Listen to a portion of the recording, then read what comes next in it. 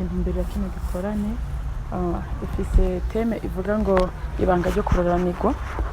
Twifuza yuko abantu bose, abantu b'Imana, abantu bose batarakizwa bomenya iryo banga ryo kuroranirwa, kuko vy'ukuri umuntu ashobora kuba akijijwe, umuntu ashobora kuba ataranamenya Imana, ugasanga vy'ukuri kuroranirwa babishize inyuma.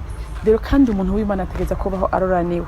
Rero twifuza yuko vy'ukuri umuntu wese yoba hano ategeza kumenya iryo banga, akamenya ko kuroranirwa ari ivy'abantu b'Imana, akamenya ko kuroranirwa ari umugabane wacu.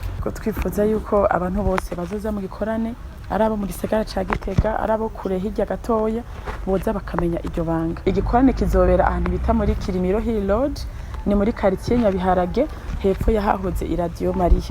Aho hamwibaza ko bose vy'ukuri bohamenya, bahazi.